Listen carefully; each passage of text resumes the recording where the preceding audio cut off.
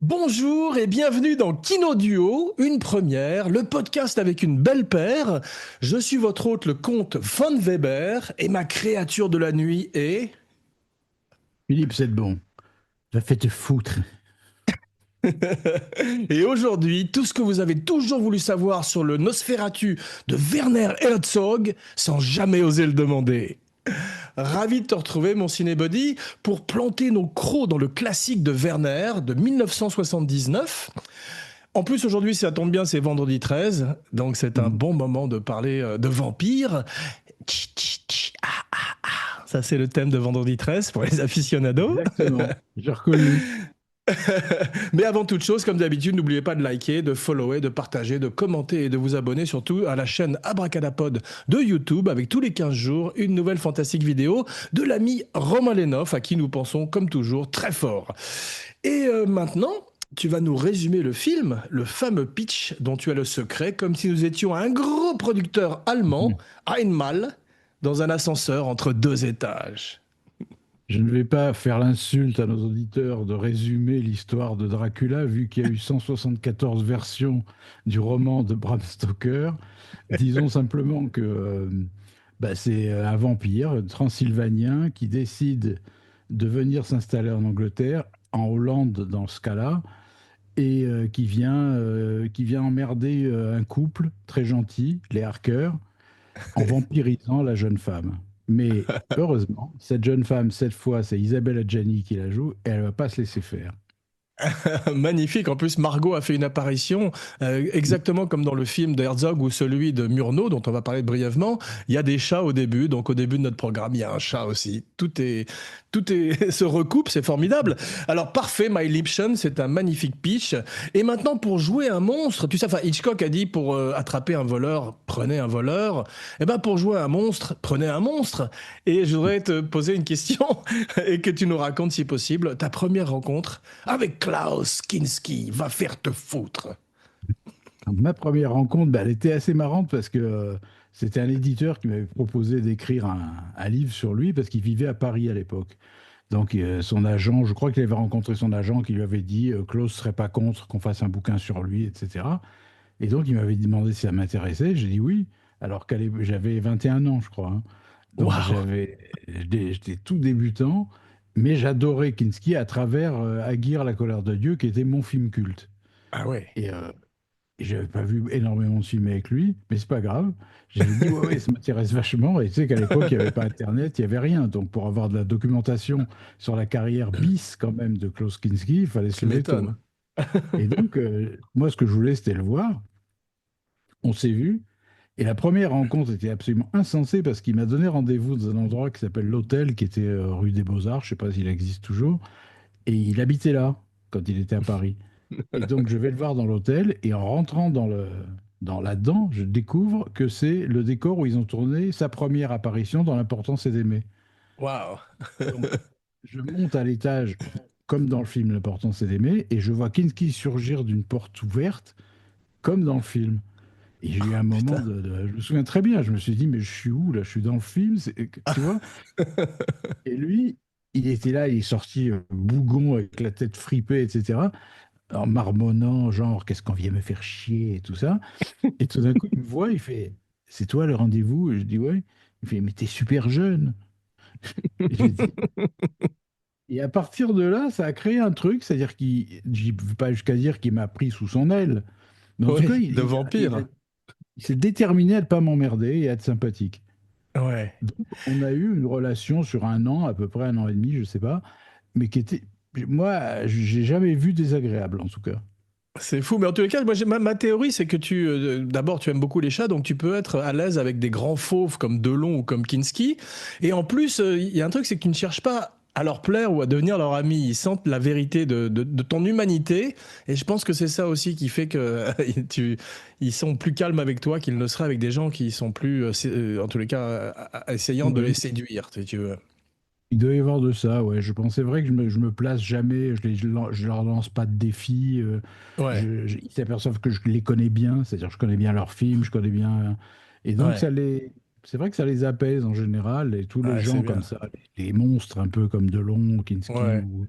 C'est comme quand on met une chèvre à côté d'un étalon dans une étable. Je suis la chèvre de Klaus. Mais notre histoire aujourd'hui commence en 1897 avec le livre dont tu parlais de Bram Stoker. On voit que Besson fait une adaptation ces jours-ci de Bram Stoker plutôt, qui n'a pas l'air terrible. Mais ensuite, 1922, on parle brièvement de Murnau. Tu vas nous parler de ta rencontre avec Murnau, s'il te plaît aussi. Mais ça reste peut-être à ce jour mon préféré. Tu as vu les trois, toi, avant qu'on parle de Ouais, j'ai celui. vu les trois. J'ai vu les Et, trois récemment, donc je sais à peu près de quoi je parle. ouais, Le premier, Murnau, moi, j'ai qu'un regret, c'est qu'il ne circule que la version colorisée, tu sais, ouais, c'est-à-dire des scènes jaunes, des scènes vertes, des scènes oui, bleues, c'est tu sais, vrai. mais c'est comme à l'époque. Ouais, Et pour moi, ça gâche un peu le plaisir, parce que quand je vois des photos de tournage noir et blanc, je trouve que c'est 10 ouais, fois plus beau. Mais bon, ceci mis à part, c'est vrai que c'est un film 1922 quand même, hein, ouais, ouais. extrêmement novateur, à Ouais. plein de niveaux.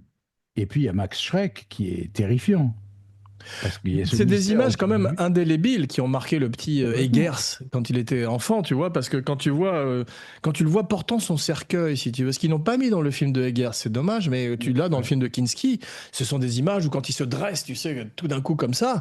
c'est terrorisant. En plus, Max Schreck est absolument terrorisant. Et à l'époque, donc, brièvement, Florence Stoker, parce qu'il y a une Madame Stoker, fait interdire le film et il est quasiment détruit, tu vois. Et d'ailleurs, ils sont obligés de changer les noms pour pas de plagiat. Mais ce qui est intéressant, Ouais. c'est que le film de Herzog revient à Dracula, à Harker, à Oui, Renfield. Il reprend complètement. les noms puisqu'on est dans le domaine public.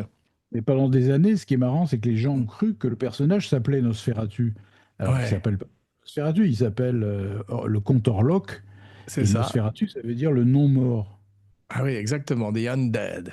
Ouais. Voilà. Alors, C'est c'est vrai. Mais pas... alors, comme le Dracula de Belushi, tu sais, de Bela Lugosi et de Belushi, Oui, de Bela Lugosi, tu sais, il y a deux versions qui ont été tournées conjointement, une en espagnol oui. et une en américain. Il paraît que la version espagnole est encore mieux d'ailleurs. Et Herzog fait la même chose. Enfin, il fait une version allemande et une version américaine du film. Et d'ailleurs, c'est Adjani qui parle elle-même en allemand de manière assez incroyable, je dois dire. Ah, dis C'est donc, sa on va voix qu'on parler d'elle entend. dans quelques instants parce que pour moi, elle m'a ébloui. Elle et Gantz sont pour moi la Mina et le Jonathan Harker les plus intéressants de toute l'histoire du Ben oui, cinéma. parce ils sont meneurs, au lieu d'être des victimes Oui, mollassonnes et oui, qui ne servent finalement à pas grand-chose. Là, ils sont les leaders de la dramaturgie, en fait, les deux. absolument. Et en plus, ils ont des visages de films muets. C'est-à-dire qu'ils Ah peuvent ouais, faire surtout passer elle. tout.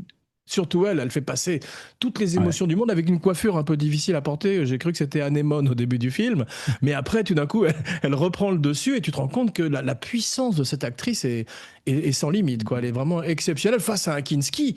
Je crois que Sylvia Kristel a refusé le rôle parce qu'elle voulait pas tourner avec Klaus Kinski. Donc il y a plein de gens qui auraient été dévorés littéralement par ce monstre et elle lui tient tête. Et elle est absolument exceptionnelle dans le film, je trouve. Elle arrive même à lui Ouais, bouffer certaines scènes sans problème, uniquement ouais, par cette espèce de visage pâle, les ouais, yeux exorbités en permanence. Elle dégage une angoisse et presque une incroyable. folie Ouais, qui parvient à surpasser celle de Kinski par moment. Ça, c'est très absolument. impressionnant. Absolument, et c'est là où pêche un petit peu le film de Eggers, ce que j'aime plus que toi, je crois. C'est Lily Rose Depp, qui est un petit peu rookie, qui est un petit peu jeune, et qui a du mal à véhiculer justement toute cette passion, toute cette tragédie Ouais. interne du personnage que Adjani fait, mais de façon splendide, quoi. Ouais, absolument. Et qui n'était pas beaucoup plus âgée qu'elle à l'époque, hein. Elle était C'est très vrai. jeune. C'est vrai, mais quand tu vois qu'elle passe de Possession de Zulawski à ce film, je sais pas dans quel ordre elle les a fait, mais c'était vraiment une des plus grandes actrices du cinéma mondial, sans aucun doute, hein, je trouve. Ouais. Et, bon, et puis il y a bon, le Klaus, qui donne une interprétation extrêmement déroutante, c'est-à-dire on s'attendait à un numéro flamboyant à la Aguirre, un espèce de monstre et Ouais, tout, et en fait, pas du tout. ouais. Il joue une espèce d'animal. Moi, j'en avais parlé un peu avec lui, parce que quand je l'ai rencontré, comment dire, Nosferatu sortait en salle. Waouh, génial. Voilà. Et je me Ouais. souviens, un jour, on se baladait à Avenue de l'Opéra, je crois, il y a un bus qui nous a doublés, il y avait l'affiche de Nosferatu. Ah Et putain. il me dit, regarde, regarde, c'est beau, c'est beau. L'affiche est magnifique d'ailleurs. Et c'est vrai qu'il est extraordinaire parce qu'il y a une douleur dans le film, dans ses yeux qu'on n'a pas vu dans d'autres Dracula. Souvent les autres Dracula sont hantés ou possédés comme Bela Lugosi justement ou Christopher Lee. Mais lui, il y a une véritable détresse, une tragédie de ce type qui est condamné à boire du sang. Et ça rejoint celle de Kinski qui était pendant 4 heures de maquillage sur la chaise avec un magnifique maquilleur qui s'appelle Reiko Krug ou Non, c'est une Krug. femme. Ah, C'est c'est une une femme. femme. Et il l'a Reiko Cook. respectée. Voilà, et il l'a respecté, Kinski. Ouais. Apparemment, la relation s'est plutôt bien passée, alors qu'il aurait pu devenir fou sous le maquillage. Ouais, ouais.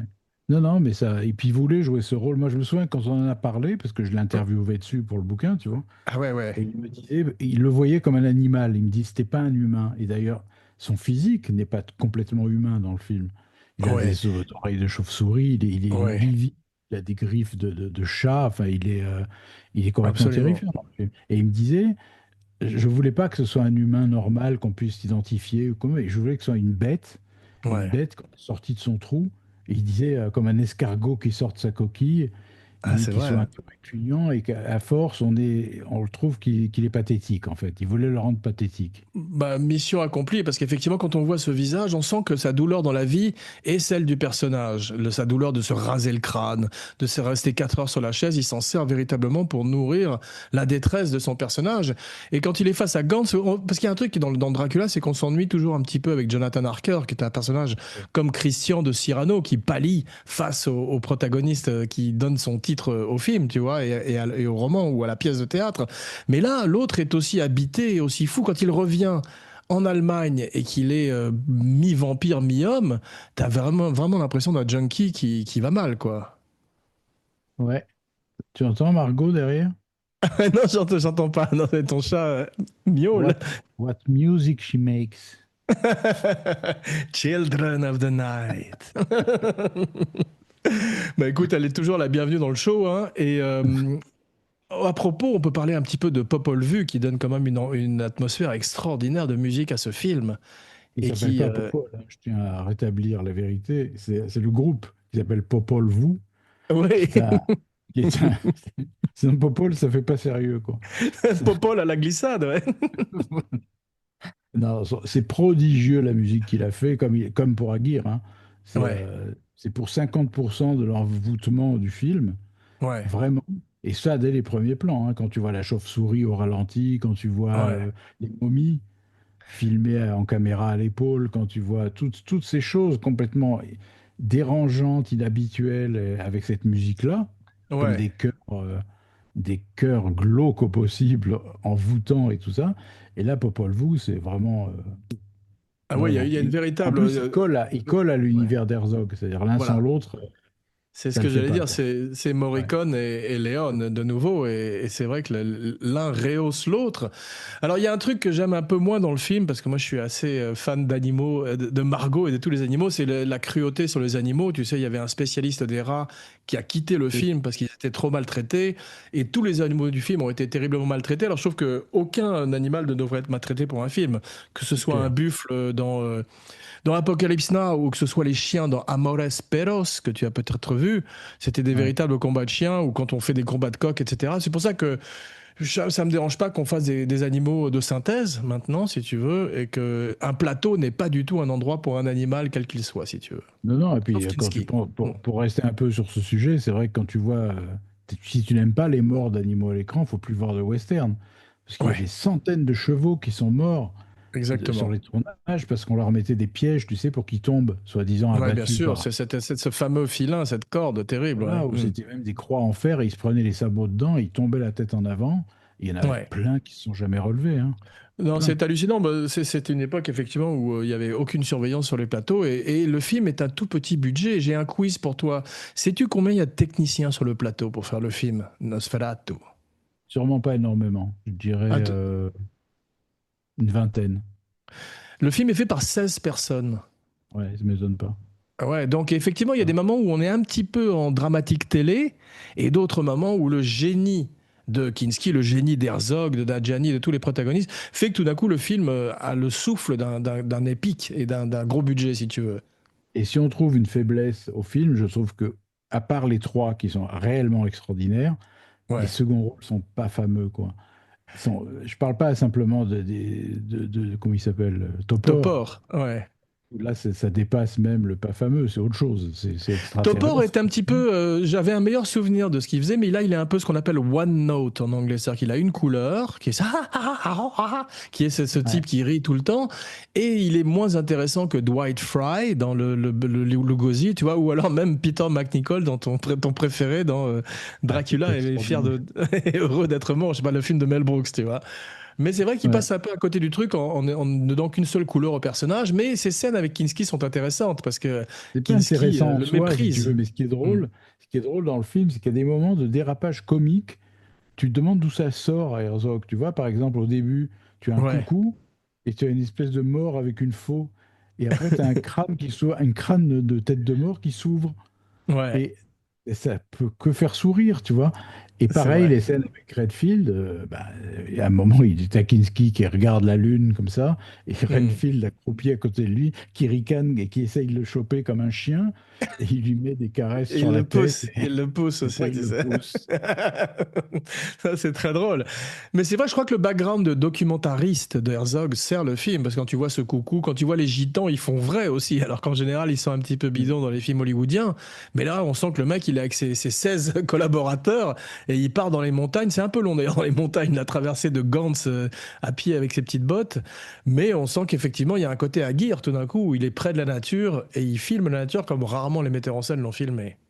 Alors c'est à la fois cette absence de rythme que tu peux retrouver dans Aguirre et dans ses plus grands films, hein. Ouais, C'est un peu sa signature en même temps, c'est-à-dire, oui, parfois c'est un tout petit peu ennuyeux, mais en ouais. même temps, si ça allait plus vite, ce serait pas Herzog, tu vois, C'est vrai, ça ça nous plaît, quoi. hypnotise, ça nous met presque dans une transe, effectivement, et ça participe de la qualité du film. Est-ce que tu as vu Nosferatu à Venise, la suite? Oui, oui, oui. J'ai pas vu C'était en entier toi. parce que c'est inregardable. Honnêtement, c'est inregardable. Il s'est pas rasé L'histoire, la tête, c'est ça? Ouais. l'histoire est hilarante, l'histoire du tournage. En fait, ils avaient engagé Kinski, les producteurs italiens, pour Ouais. qu'il apparaisse le crâne rasé avec la tenue du film de Herzog, qui était ici comme ça. Et Kinski a débarqué à Venise avec les cheveux qui lui arrivaient là. Il s'est fait faire des rajouts en plus. Et Blond. il avait les yeux maquillés au col, etc. Et il voulait pas se raser. C'est Donc drôle. il y a eu un souk pas possible. Donc ils avaient beaucoup de mal à rattacher ce film à celui d'Herzog, vu qu'il avait absolument pas la même tête. Donc C'est drôle. Il y a une le trivia film, qui m'a beaucoup plu et je savais dans le temps et que ça m'a rappelé en faisant la recherche, c'est que Freddy Krueger, Robert Englund, qui est un magnifique acteur, a basé sa performance de Freddy sur le Nosferatu de Klaus. ah ouais. Et ouais, tu vois effectivement dans son maniérisme, dans sa façon de bouger, des rappels au film muet et à la performance de Klaus Kinski, qui, comme tu dis, est extraordinairement retenu par rapport à d'habitude, où on a l'habitude de le voir exploser, alors que là, c'est très intérieur comme travail. Et puis il y a un truc qui est formidable, hein, qui marche très très bien et qui est c'est du non Kinski presque. C'est quand il meurt, tu sais, quand Ouais. il ouvre la fenêtre et que tout d'un coup le soleil rentre et le frappe. Il y fait pas un grand numéro d'histrion comme il aurait fait dans n'importe quel western spaghetti, tu vois. Il Ouais. tombe par terre et il est agité de soubresauts comme une crise Un- d'épilepsie un peu. Ouais, ouais, ouais, Et ouais. c'est tout. Et ça, tu te dis, la vache, soit il s'est très très bien dirigé, soit il avait un but avec ce personnage, c'était le recréer à 100% et même de se recréer lui-même. Ouais, mais c'est très intéressant ce que tu disais sur l'animalité du personnage parce que effectivement j'adore l'histoire de l'escargot qui sort de sa coquille, mais là il ressemble à un insecte qui meurt sur le Ouais. sol si tu veux. Et il Ouais. a toutes ce qu'on appelle les vermines, les rats et tout ce peuple le film et lui les incarne de façon magnifique. Mais il y a de D'ailleurs, la les dents, technique, si tu pardon, regardes ouais, les ouais, dents ouais, incisives, normalement, chez Christopher Lee ou autre, c'est sur les côtés, c'est les bien incisives. sûr, Lui, c'est ouais. devant. Et les deux dents de Mais ça, devant, c'est comme un rat. directement le compteur Locke du Ouais. Nosferatu de 1922, dont Herzog dit que c'est le plus grand film allemand, et c'est pour ça qu'il en fait le remake. C'est qu'il avait ce côté de rat qu'on retrouve aussi dans Les Sorcières de Salem, et qui c'est tout d'un coup un vampire qui n'a plus du tout l'élégance ou le romantisme d'un Dracula, qui, je crois, a été un peu exagéré dans les films, parce que dans le livre de Stoker, c'est un type avec une moustache qui est pas très, qui est aussi plus un voïvode, un seigneur de guerre transylvanien qu'un véritable personnage romantique comme Gary Oldman dans le Dracula de Coppola, si tu veux. Ah oui, Gary Oldman a rien à voir avec le bouquin, mais c'est raison, les autres non plus, hein. Ouais, c'est C'est-à-dire, ça. Et tu connais je la crois que technique de... le Pardon. seul film qui est respecté au maximum le bouquin sans budget, c'était Dracula de Jesus Franco, qui était un film Ouais, espagnol. C'est ouais, Christopher Lee qui reprenait le rôle, mais avec une grosse moustache, c'est etc. ça. Et Ouais, ouais, Kinski ouais. jouait Ouais. Renfield Ah, c'est dedans. extraordinaire. Ça, je Ouais. l'ai appris grâce à toi. Mais j'aime beaucoup la moustache dans le film de Eggers. Il y a eu toute une espèce de tollé autour de cette moustache. Mais je trouve qu'effectivement, ça le rapproche non seulement du livre de Stoker, mais aussi de ces seigneurs de guerre transylvaniens dont je parlais. Mais tu sais, tu connais bien sûr, je pense, la technique qu'a Herzog pour justement obtenir une performance un peu plus intérieure de Kinski.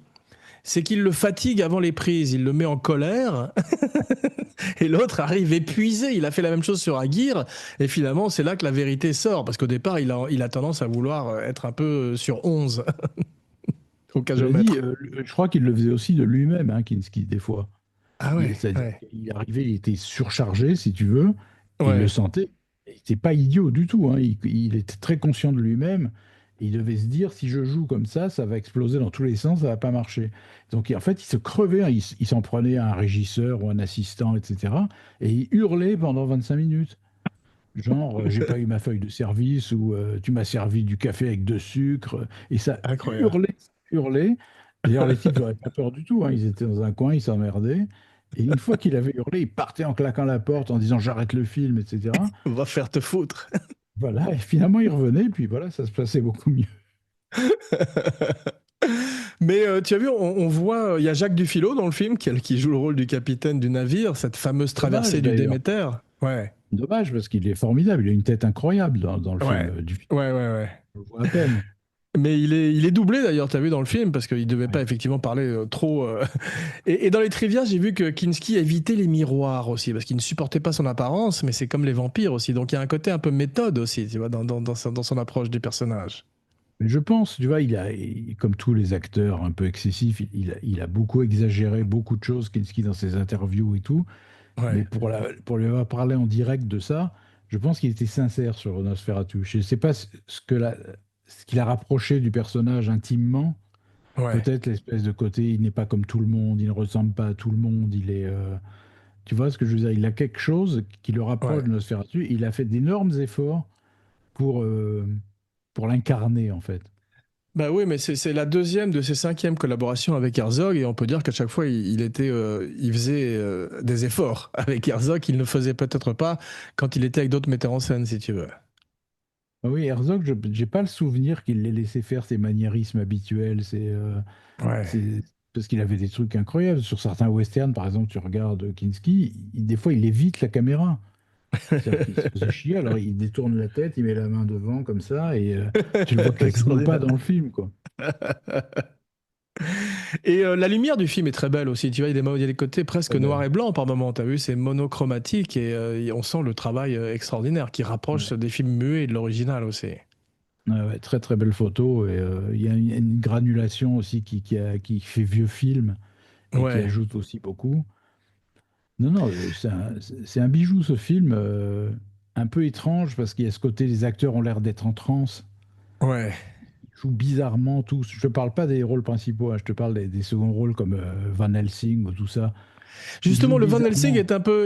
est pas très mémorable. C'est dommage. On a envie d'un Van Helsing qui soit plus. J'aurais voulu un vrai Van Helsing herzogien, tu veux. Il est pas là, ouais. Il est pas traité le personnage, il Non. a l'air un peu cateux, Ouais.